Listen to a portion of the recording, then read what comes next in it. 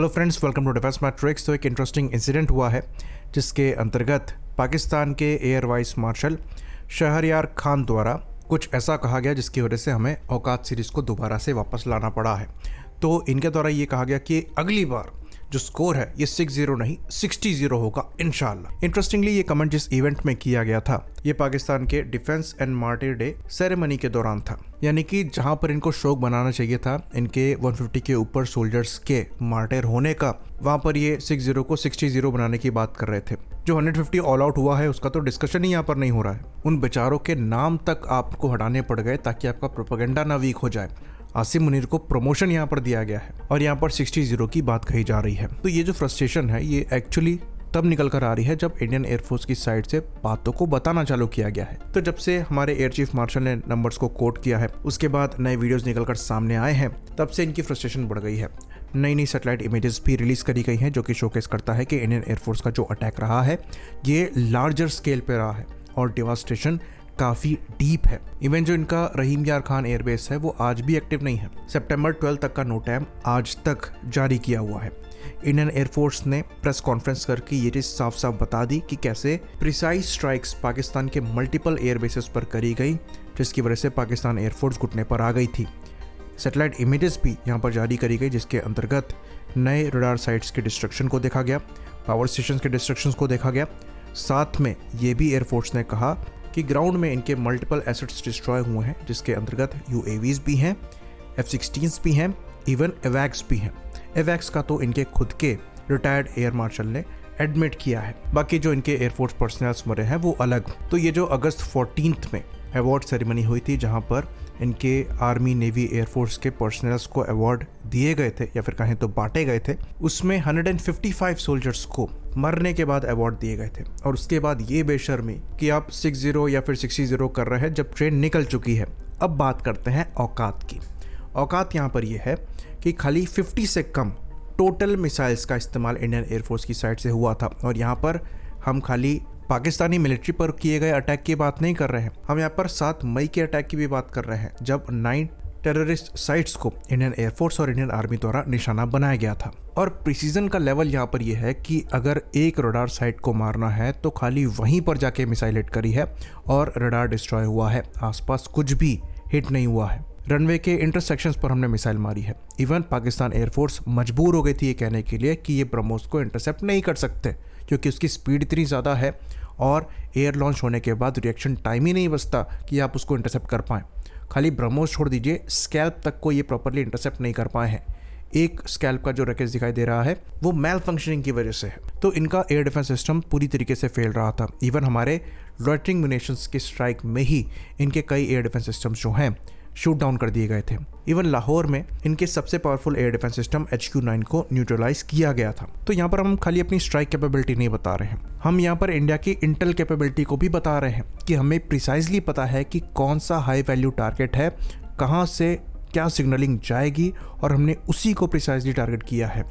हमें ये पता था कि बुलारी एयरबेस में हैंगर के अंदर इनका एवैक्स खड़ा है तो हमने वहीं पर प्रिसाइजली स्ट्राइक करी। हमें ये पता था कि जकोबाबाद में इनके F-16 रिपेयर हैंगर में F-16 खड़े हैं तो हमने वहीं स्ट्राइक करी। हमें इनके पावर स्टेशंस के बारे में पता था तो हमने वहीं स्ट्राइक करी। और ये सारे एयरबेसेस बॉर्डर के पास नहीं हैं, ये बॉर्डर से अच्छे खासे डिस्टेंस पर हैं। और यहाँ पर हमने पहली जनरेशन के ब्रह्मोस मिसाइल का इस्तेमाल किया था। अभी तो नई जनरेशन की आ गई हैं जहाँ पर रेंज इनसे काफ़ी ज़्यादा है। तो पाकिस्तानी एयरफोर्स लिटरली फ्रस्ट्रेट हो गई थी क्योंकि वो कुछ कर नहीं पा रहे थे। बाकी फ्रस्ट्रेशन में वो S-400 को टारगेट करने की कोशिश कर रहे थे क्योंकि S-400 द्वारा इनके मल्टीपल एसेट्स को शूट डाउन कर दिया गया था, चाहे इनके फाइटर प्लेटफॉर्म हो, चाहे ये इनके एवैक्स जैसे हाई वैल्यू टारगेट हो। और इनके पास वेपन्स ही नहीं है जो कि S-400 से स्टैंड ऑफ डिस्टेंस पर रहते हुए उन पर प्रिसाइजली स्ट्राइक कर सके। इन्होंने CM-400 से कोशिश करी पर एक भी मिसाइल टारगेट पर नहीं लगी, ये टारगेट के आसपास गिरी है। और हमारे यहाँ जो कैजुअलिटी हुई है वो इसी निशाना चूकने की वजह से हुई, जहाँ पर एक एयरफोर्स के मेडिकल असिस्टेंट की जान चली गई थी। तो रियलिटी यहाँ पर यह है कि शुरुआत में जो हमने कुछ एयरक्राफ्ट लूज किए उसके पीछे रीजन ये था कि ऑपरेशनल कंस्ट्रेंट थे। अटैक खाली टारगेट्स को करना था, मिलिट्री को अगर निशाना बनाना होता तो बाद के केसेस में क्या हुआ ये चीज़ हमने देख ली।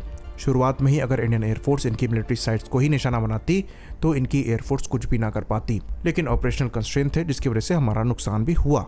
लेकिन जब लिमिटेशंस हट गई तब हमने उस चीज़ को रेक्टिफाई करके औकात दिखा दी क्योंकि हमारे पास जो इक्विपमेंट्स हैं, जिस तरीके का इंटेल है, हम ऐसी सिचुएशन क्रिएट कर सकते हैं कि पाकिस्तान एयरफोर्स उड़ ही ना पाए।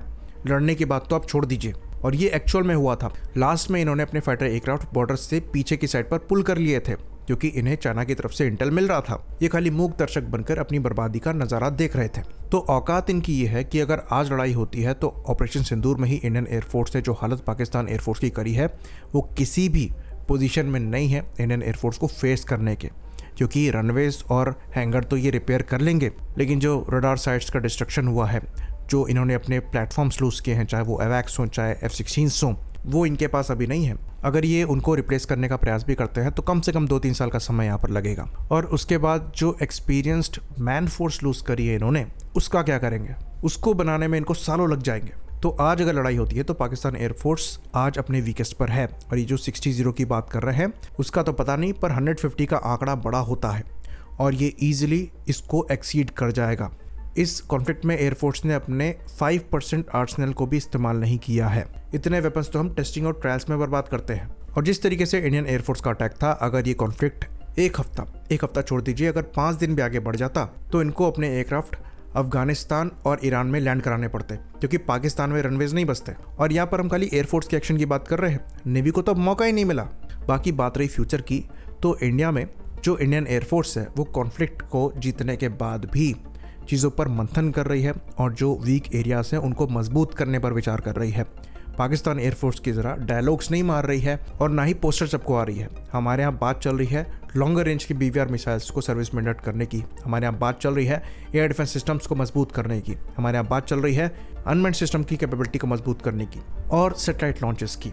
तो हम अपनी तैयारी कर रहे हैं। बिलियंस ऑफ डॉलर्स का इन्वेस्टमेंट यहाँ पर किया जा रहा है, और जिस तरीके का इंटेल नेटवर्क फ्यूचर में इंडिया का होने वाला है कि अगर पाकिस्तानी लीडरशिप न्यूक्लियर सोच भी लेगी तो उनके इंस्टॉलेशंस पर अटैक हो जाएगा। और ये ट्रेलर हमने किराना हिल्स पर दिया है। तो खाली डायलॉग मारने से चीज़ें नहीं होती हैं। एयर वाइस मार्शल को डिस्कस करना चाहिए था कि हम क्या कर रहे हैं फ्यूचर की तैयारियों के लिए, कौन सी टेक्नोलॉजीज लेकर आ रहे हैं, किसके आगे हाथ फैला रहे हैं, ये बताना चाहिए। खाली जज्बे से प्रोपेगेंडा करने से आप वॉर नहीं जी सकते।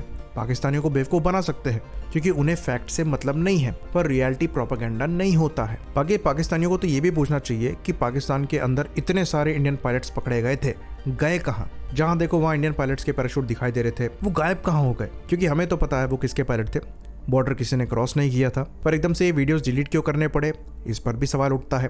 पर पाकिस्तान ये नहीं पूछेंगे। तो औकात आपकी ये है कि आप 60 का भूल जाइए। फ्यूचर में पाकिस्तान एयरफोर्स टेक ऑफ कराने के बाद दोबारा पाकिस्तान में एयरक्राफ्ट लैंड भी करा पाएगी या नहीं करा पाएगी, सवाल ये होना चाहिए। सवाल ये होना चाहिए कि क्या आपके रिलेशन तालिबान से इतने अच्छे हैं कि वो अलाउ करे कि पाकिस्तान एयरफोर्स के एयरक्राफ्ट अफगानिस्तान में लैंड करे या नहीं, क्योंकि फ्यूचर वही है। आई होप इन्फॉर्मेशन यहाँ पर क्लियर रही हो। इसी बात पर इस वीडियो को हम ख़त्म करेंगे। लाइक करिए, सब्सक्राइब करिए। जय हिंद।